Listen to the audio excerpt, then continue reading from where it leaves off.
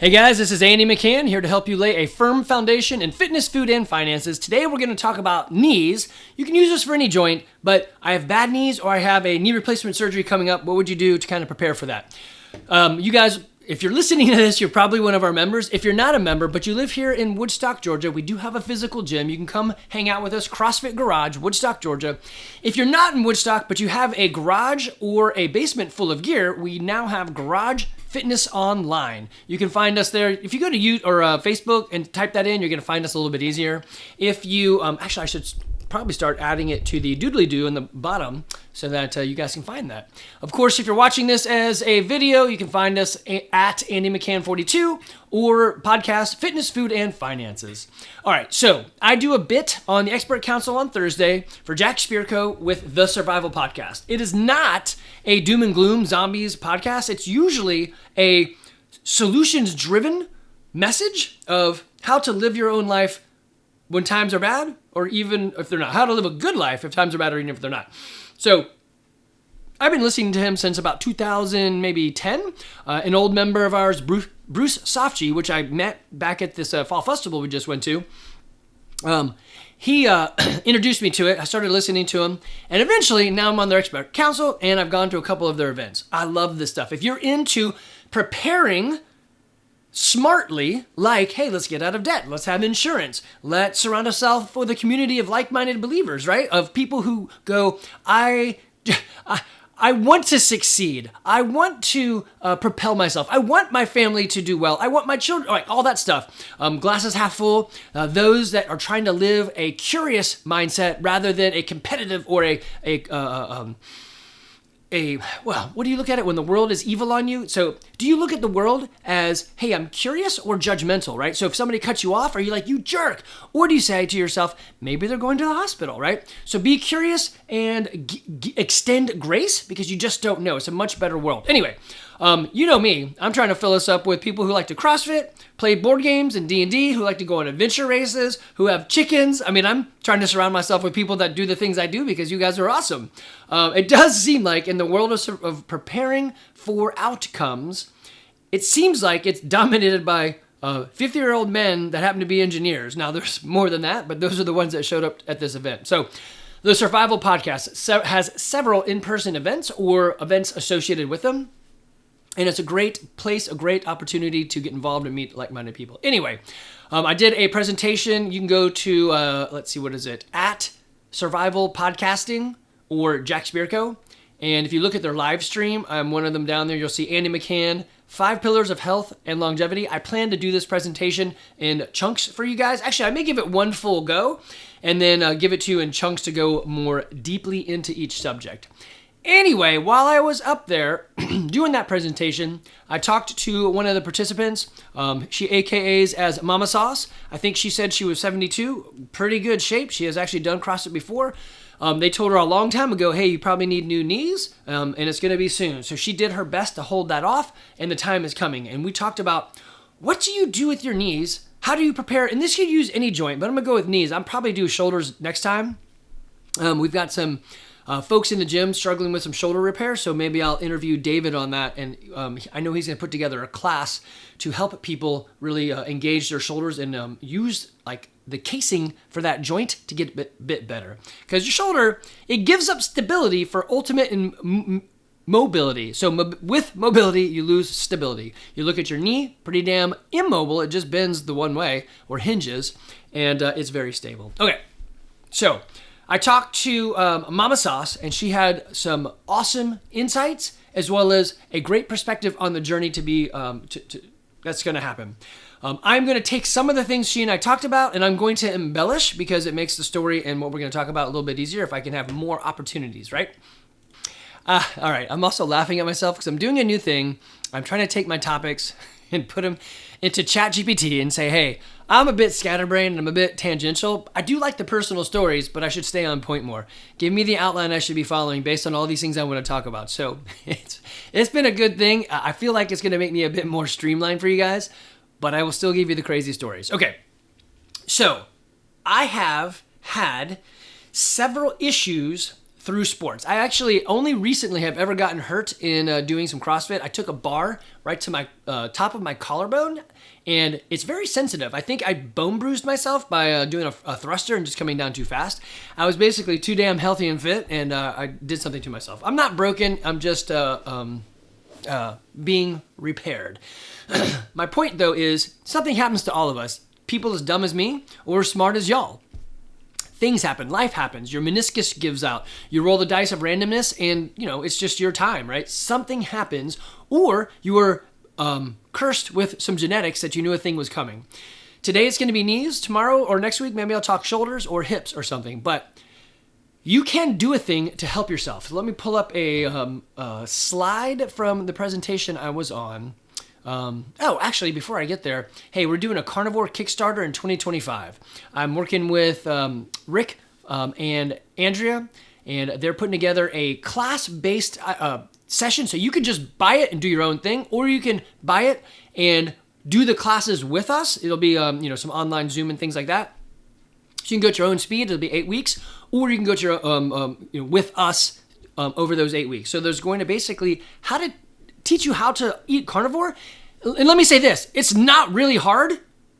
Just stop eating stupid shit. Don't eat that many carbs. Track your stuff and make sure you're under 100 carbs a day, and then keep dropping it down. So everybody's carb profile is different. It may take you to get below 20. I don't know, but you're going to have to figure that out. So that's what we're going to do. We're going to teach people how to do that in 2025. I'll get a link to you soon, but that's the page I happened to be on when I pulled up my slide presentation. It's not the one I wanted to show you, but, tangent. This is why I put things in the chat GPT now.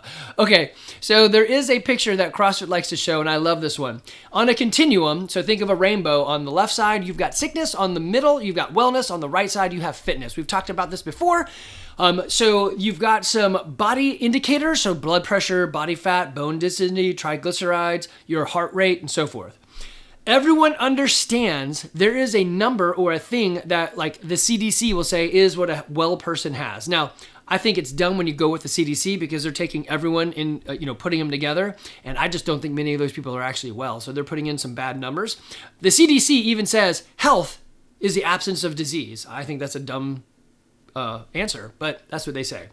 So what we're trying to do is say, okay, if 75 beats per minute is well, if I exercise and get fit, my heart rate's going to drop down to, let's say, 50 beats per minute, because that's a wider margin, and it makes the example even more awesome. So I think my actual resting heart rate is 50 beats per minute. It might be a little bit lower. I know some people who are like 30 beats per minute, which is insane to think you're only beating once every 2 seconds, but their heart is just that damn strong. And their blood is that really awesome, and their veins are that awesome, right? So it's not having to work hard. So when you get sick or have a clogged artery or something, and your heart needs to work harder, let's say it bumps up by 20 beats, those that are fit at 50 will move to 70, which is, hey, I can do this. I'm still in the well category. It's nothing to be alarmed about usually, right? If you are just in the well category and you're doing 70, well, when that happens, you drop down to the sick, which is like 90 beats per minute or maybe 100 beats per minute. So being fit allows you to have what they're going to call prehabilitation. You're going to be ahead of the game. So for your knee, if you're already doing back squats, great. If you're already doing strength, great. The first thing all of us should do is lose weight. How do you lose weight? Going back to that carnivore Kickstarter, get into that. It's the biggest no-brainer in the history of no-brainers. I can give you, and I will actually, another podcast just on carnivore. But the things that it does for you is mind-blowing. I'm starting to get my second wave of blood work in, specifically for going carnivore. And so far, everything is awesome, and I'm not even part of a team. Thanks to technology, I hit pause, drank some hollow roast coffee. There's some good stuff. You can buy that from Nicole Sauce. I should put a link in there. But man, it's great coffee. So warmed up the throat, did it without coughing online, Charles. Okay, so we are doing prehabilitation. First thing is to lose weight. You can go and just Google, hey, what's an appropriate weight for my height and age? And they're going to tell you. I'm going to say it's less than whatever they're saying. Try to lose some weight, specifically for your knees, your feet, or your hips, because that's all load bearing all the time. Losing weight for your elbow isn't as big a deal, but you should still do it anyway. So lose weight, eat carnivore. I'm going to give you a whole bunch of stuff on that. But in 2025, we're going to have a how to eat carnivore. Again, it's not rocket scientist. It's definitely not a scientist. It's definitely not rocket science. It's not complicated. Eat less carbs. But some of you guys are like, well, what does that mean? We're going to go through more than just eat less carbs because that's super easy, but we're going to watch you, so you're going to have somebody looking. The bigger thing is we're going to start teaching you other things you can do around this carnivore, like adding electrolytes, like movement, like food choices, like meat choices, and so forth. So we're going to give you more than just eat less carbs, dumbass. It's going to be bigger. Anyway, that's the first step. You got to lose weight. The next is going to be strengthen the joint or the muscle around the joint. Joints don't have muscle, but around the joint, right? So work on your legs. But here's the thing. I would also encourage full range of motion. If in a squat, you can actually drop all the way down so your butt touches your ankles, I think that would be better in this case because you're going for a surgery. I want to increase all mobility parts for that, right? So let's do the other side of the equation. Hey, you're about to have knee surgery. You have 2 months until then. We want you to retard that joint so it doesn't do anything. We want to put you in a cast so you can't move it for 2 months. Okay, we all know that's stupid. So go to the other side, probably could be stupid too. Ultimate movement, right? Maybe you don't want to mess anything up and cause you need the joint earlier. Slowly gain mobility and slowly gain strength and quickly lose weight. Do carnivore. So if you're increasing the muscles around the knee, when they put the new knee in, it's going to have a lot more awesomeness inside of it, more vascular, more blood flow. It's going to have everything that it needs. And if for some reason you kill or misconnect, not you, but the doctor, some of your muscle fibers, who cares? You already have more there already, right? So you're good to go. So I have a picture of what they do. It's kind of weird. Some of these videos or the pictures we're looking at, they drill down deep like a root canal and they put that thing in there. Usually, I think not usually, all the time, it's titanium, light, rugged metal. I suppose you could ask for anything, but it would be really dumb to, like, they put used to put gold fillings in and silver fillings. It's too malleable and it's really damn heavy, so you would definitely sink like a rock if you ever got near water. Actually, it would be kind of funny. I want to see somebody do that. Typically, I'm pretty sure it's titanium. I didn't look it up. It's some sort of, it's probably hard to get him and it's really expensive. Okay, so another fear when you have this surgery is now you're very not independent. You lose your independence. If you already have a hard time standing up off the ground, then this is going to suck. So you can see there are some issues with I'm not able, and then I'm going to do a thing like this, get a whole knee replaced. Whew. Okay, for those that are actually having knee replacement, one more thing to think about. My dad did double knee replacement surgery, and the doctor was like, yeah, that's fine, we can do that. The nurse, when they were prepping him, she's like, ooh, wow, you're doing two? And he's like, well, wait a minute, maybe I shouldn't. I would probably... I don't know if there's a scenario when I would agree to double knee replacement surgery. I would go, do one at a time. I would also bank your own blood. I don't know how that works, but you're going to need blood. My dad needed lots of blood. And in today's time, you don't know what the hell you're getting in people's blood. They take anybody who had anything to get, that blood and to, give it to you. So maybe a family member, maybe your own blood. I don't know. But if you don't know your blood type, then you're kind of screwed, right? Know it. And then see if you can bank your own stuff. You make blood anyway, so it's not like... Actually, I think there's a thing where one reason they think women live longer is they lose blood monthly and then replenish, whereas guys don't. And we would probably do better for ourselves to replenish that blood more often.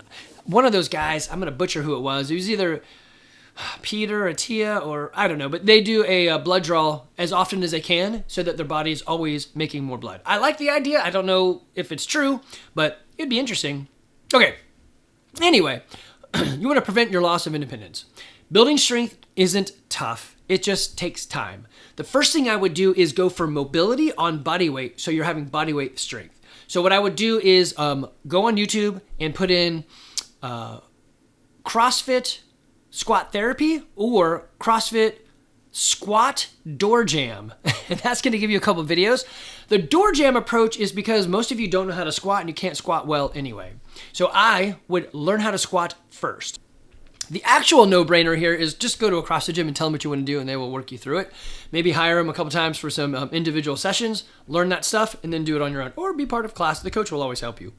Anyway, you want to gain mobility, proper mobility, the depth that's appropriate, or past it, don't shortchange yourself, and then, that will build strength as you do the reps. When you're comfortable and you can, add some weight. It could just be dumbbells you're holding. It could be dumbbells that you seat up on your shoulder. It could be a bar, which is what I would prefer. Learn to back squat something. You could back squat a broom handle and, duct tape something to the end of it, right? Or both sides of it.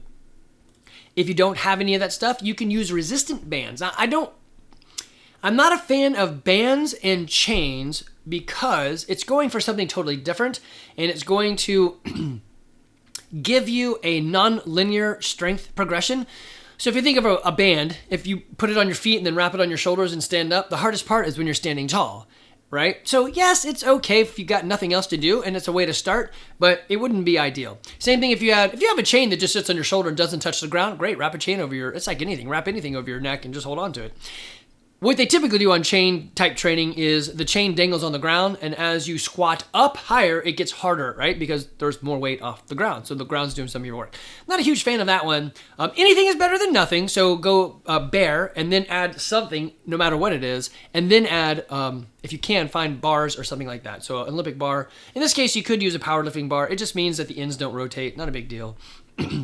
I would also have somebody train you if you don't know what you're doing. Come to a CrossFit gym like mine or a similar gym. Again, if you don't know what gym to go to, zoom into your area. Don't give me your address. That's kind of weird. And email me, andy@crossfitgarage.com, and I will help you figure out where to go. Okay. Mama Sauce, same thing for you. I don't know where you guys are at, but if I'm gonna actually send this to you because this is really about you and it's long format. Send me where you're at. Get someone to train you. Actually, you know what? Nicole could probably eyeball that and tell you what to do.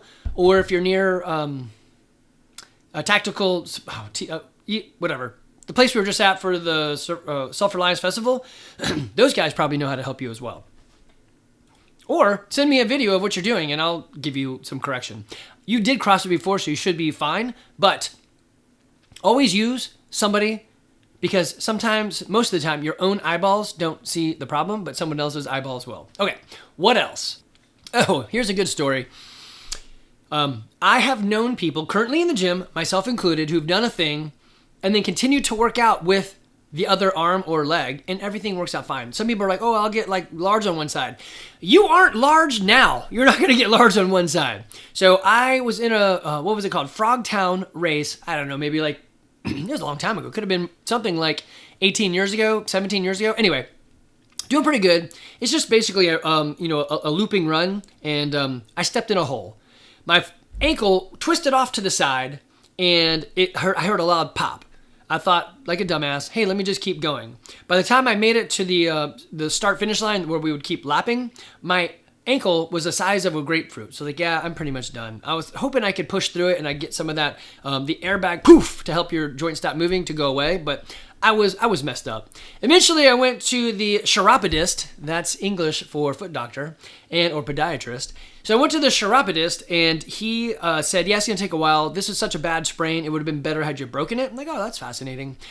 I proceeded to do CrossFit, just kept one leg off the ground. Now that actually created other problems on my other side. So yes, you can overuse, and I now have a tendon, a plantar fascia problem in my other foot that I'm taking care of. But I solved one problem, created another. I should have asked somebody else's opinion. They would have given me good advice. Hey, Andy, don't do double unders on one foot. Yeah, I know. You and I both know that, but I was doing it anyway. Hey, Andy, don't do box jumps on one foot. Yeah, I know. So be smart about your rehabilitation or your prehabilitation. So when I went back to see the chiropodist, he said, wow, you're way far ahead on the program. Did you go see the PT? I'm like, nah, because I own a gym. I just did my thing. He's, well, cool, great. Keep doing it. So a body that's constantly repairing is going to repair its things around it faster than doing nothing. So doing something is better than nothing, especially pre and post. That's everything. Especially, during the prehabilitation and the post-habilitation, do something. So the range of motion is important because if you don't do a thing when it gets done, so I got my knee replaced, I decided to sit still and not do anything, they're going to tell you, oh man, that's going to bind up, and you're going to create issues by not moving. So you definitely want to move and have a way to be secure in that movement. So like I said, grab a pole or grab a door jamb, use that to help you go down and up. Actually, let me see if I can find a video for those that are watching. Well, you could, if you're watching, just go Google it or YouTube it, you'll find it. And in general, you want to keep your heels down, be able to wiggle your toes, because that means your heels are down. Your hip crease wants to go slightly below the top of your knee. Now, that being said, lower is better. Lower will have you create a less of a top end strength for you, but who cares? We're going for rehab, mobility, and some strength. So going as deep as you can is great as long as your knees aren't having any pain, right? Understand that pain threshold, understand where you need to go. It's a lot about you, but most of the time, most of the people will mostly be able to get away with the CrossFit standard of movement. There's a reason for that, duh, right? Okay, so regain that mobility. Start regaining that strength too. Hopefully you've already built in the strength and hopefully you're lighter. I know you're like, well, Andy, if I was heavier, wouldn't it be more strength? Yes, but solve the first problem first. The first problem is you're too fat. Get rid of that fat, right? Or get rid of the heavy. And maybe if you're not too heavy, you still could lose some weight. Having a less of a load to carry around is going to put less overall stress on your knees. Having intentional strength and conditioning sessions for your knees is way more important than accidental. I'm going to go up steps, but I'm 100 pounds heavier than I should be. You don't want that. Because that's going to, again, go back to preventing you want to prevent the loss of independence. Okay. There are specific stretches you can do. I am a fan of try everything and find the one that's really hitting you. So even when we warm up in our gym, I'll tell people, hey, this stretch may not do anything for you. It does for me, but if it doesn't, do this instead, or try that, or lean into the stretch. So do all that stuff. There is a place for yoga and Pilates. Probably after a surgery, not exactly, but maybe beforehand, right? If you're not good on stretching on your own. Okay. That's a lot of it. I'll get back into some of the physical aspects, but I think a big piece of it is going to be your mental preparation and your emotional preparation. I hate to even say that emotions are a real thing, but I get it, they are. And it's going to play a huge part. One of the things I'm dealing with or helping Evan with in his Crohn's battle is the emotional side of it. He's getting, and thank you all you guys at the TSP Fall Workshop for asking about Evan. I let him know, and he's like, man, that feels good to know that people care. Because, college kids don't care. If it's not the 3 Bs, what is it? Booze, boobs, and books? Nah, they don't really care about the books. They usually don't care. Well, at least the boys is hanging out, right? And they're good kids, but everyone wants their own thing. And so when you're out of the norm, it usually doesn't fit well. So they kind of just don't understand and don't care. So anyway, you need to be ready for that emotional side. I would say find someone that's gone before. Find a mentor that you can pay or a friend that will just help walk you through it. Also, start logging and journaling your mindset and some of the things you already are going to know to do to get out of it. So, hey, if I feel down, you know what? I like to do these things. Obviously, the mobility may be an issue with your knees, so pick other things. I like to do cryptograms. I like Sudoku puzzles. I like listening to podcasts, whatever it is. I like to talk to my grandkids. Give them a call. I met Andy at the Fall Workshop. He's pretty fun. I'll give him a call. Yeah, totally. Give me a call. I'll help you out. You just gotta be ready for tangents if you're gonna talk to me. Okay. Oh man, the other thing is the hoodie. Let me pause this and put the hoodie up there because I forgot to tell you guys about it. I told you guys I'm very tangential. I don't know why it popped into my brain, but I will get to the hoodies that you guys can order from us to support us, and thank you very much. Okay, so you gotta have your mindsets in there. Do the hard things first in the morning, but have that playlist of this will be more painful as the day goes on. So do the things you have to do and then give yourself breaks, intentional breaks for your brain and your heart, right? Understand what those are. I think connection is great. I missed out on that on 45 years of my life and I'm fixing that now. So journal, find a buddy, and me, I would hire a coach or a mentor. Again, if you do something like CrossFit at a CrossFit gym, the overlapping circles, the Venn diagram is so enormous in the overlappingness that it's almost like a solid wheel with, very little outsiders. There's so much overlapping that I would probably, go to one of those gyms. Okay. I'm going to tangent for a moment real quick. I got pulled up right here is the hoodies we're doing. There's a gray zipper hoodie and a pullover hoodie. I prefer the pullover because I had a zipper and I had it up because I like to work out all bundled up so I get super warm. And the bar came down on the zipper and I thought I broke my chest bone, whatever that little divot piece is right there between your collarbones. And it made me cry. I did bust the zipper, so it came down with such force. So in order for me to never do that again, I just go for pullovers. So we have both types. I also take the strings that are in the hoodie, so you can clamp it down like you're Kenny from South Park, and I actually pull them all the way out, or I slide them as much as I can and then cut them so they never get in the way again. I just hate those things, especially like if you're doing burpees or something in the gym, they whip your face, hit yourself in the eye. So for those that don't see it, they can just are listening. It's got a logo. It's got a one of our stylized G. It's the distressed logo G for garage or UGA. I don't know. It's all gray, the hoodie, and then there's black printing. And there's a sunburst behind it. And I think below it says 2008 because that's when we were established. On the back has the same thing. And then it also says CrossFit Garage. So it's a sweet little elegant hoodie. I'm going to put them in the gym as well. You guys order them. You have until December 1st to order these. And so get the order in. I'll make sure I put a link in there as well. The thing I want you guys to be considering when you have a thing like a knee surgery or my knee just hurts. The worst thing you can do is stop with your health and fitness. My shoulder feels weird because of that bone bruise I gave myself. Today would be a tough workout with handstand push-ups. And some people are like, very shouldery. Everything's so shouldery. Just substitute and modify. I took the handstands and turned them into sit-ups. Right? Super easy.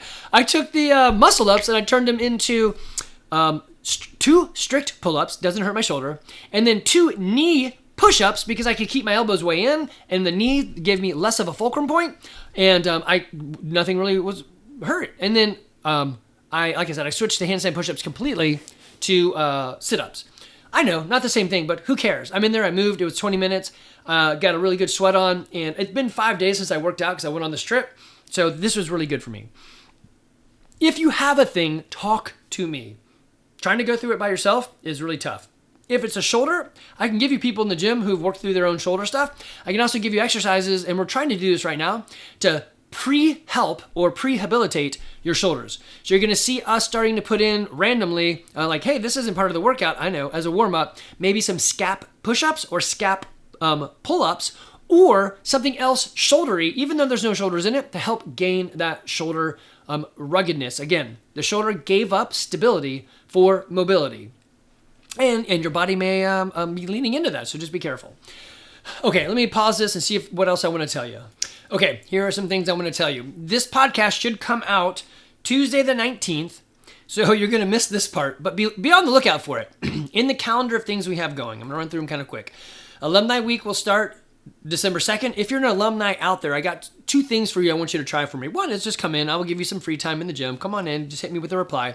The other is we have 24/7 access to the gym. If you're interested in using the gym outside of class time and looking for some people to help me test our methods and procedures, so just hit me back. I'll set you up with a free membership. Use the gym. Tell me where we've done right and where we've done wrong and help me make this better before I release it as an actual option. So help me, release the minimal viable product. Okay. Where do I want to go here? So on December 7th, we have Wodify owners coming to the gym at 11 a.m. If you're interested in seeing what an owner would talk about, it's owners of gyms, could be CrossFit, could be Brazilian Jiu-Jitsu, whatever, but they use Wodify. Yeah, come, I'll make you my helper. You can listen and learn and do a thing. On December 7th, also, there is board game night with Woodstock. They require you to register ahead of time, so look for the link that I sent out in another email. On December, that's the first Saturday of every month they do that. So that's going to be December 7th. On tonight and November, I see how I messed that up. Tonight and the other December, whatever, the 3rd Monday of the month, Reformation Brewery in downtown Woodstock does a thing where you can come and do board games. So be on the lookout for that one. We'll be there. That's tonight, but I've got Aaron's wife, Jessica, coming in with the cold boots for compression tonight. So you guys might have saw her on Friday. So hopefully you'll see her tonight as well. Okay, into 2025, just some ideas to be thinking about. If you want to come with us to the Lenfoot Hike-In, we're going up January 2nd, and we're going to stay 2 nights. So come up with us. The first Saturday of every month is board game night at Woodstock. It's just off to the side of downtown Woodstock. And then the 3rd Monday is at Reformation Brewery. We have got on January 11th, charity, this is for you, how to process a chicken. I'm growing some chickens right now. I should have several roosters, like 20, that need to be harvested. So you're going to have to bring a chair, a bucket, or some sort of table, and a sharp knife. I can provide you the rest of the stuff. We've got other things coming up. In February or March, we'll have CrossFit Open. We're going to do it intramural style, so we'll create 3 teams or maybe 4 teams of people in the gym to create fun. It's not about your score. That'll be a tiny bit of it, but most of it is going to be how much do you participate. On March 15th, Swamp Fox. March 22nd, the Oak Mountain Adventure Race. April 11th, we're going to do the Ragnar Run. Oh, I missed the Elysium Run. I think it's February 22nd. Oh, yeah, that is. February 22nd, there's another trail run. In April, I'm going to do a gym party here at the McCann Farm. In May, we'll have the Blue Ridge Adventure Race. And then we've got a couple other things coming up with what I'm trying to do now for gym parties is get away from popular holidays. So we do not have a end-of-year Christmas party because everyone has those. What we did instead was have one in, October or November? Well, now it's November, so it was October. Maybe it was September.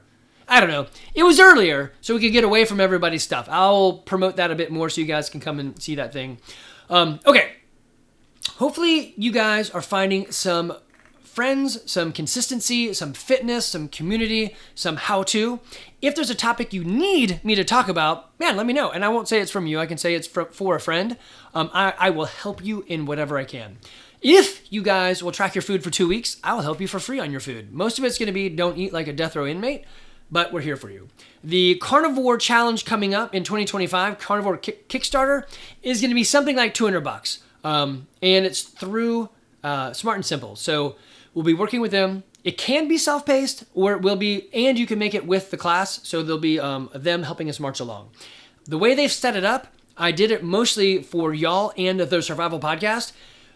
The Survival Podcast has like 400,000 downloads a day. I don't have that. But even if 1% of his people signed up, it would be, 400,000, 40, it'd be 4,000 people signing up, which would be a lot of people. So to try to do that individually, it'd be impossible. So the price comes down because the individual touch point goes down, right? They do have an option. If you want to go full scale, I think it's like $400 to get. It's basically one-on-one carnivore training. You'll follow the same rough format, but you're going to get a whole lot personal one-on-one. Okay, guys. Hope to see you very soon here at the gym or online. I just actually looked, and as I'm talking, somebody just signed on. Christy Turner, hello. Just signed on to be an alpha tester with our Garage Fitness Online. That is awesome. Keep it coming. Brandon and I will be doing some podcasting and tossing them in there. Guys, I am here to help you. Whether it's your fitness or your food or your finances, if you'd like to be talked, what we did to get early retirement-ish, then, man, I'm here for you. I can tell you a lot of the mistakes I made and hopefully keep you away from those. Probably the biggest thing is get out of debt as fast as you can. I know it goes against the grain, but it is super helpful. Listen to Dave Ramsey. Listen to Robert Kiyosaki. All right, guys, this is Andy McCann signing out.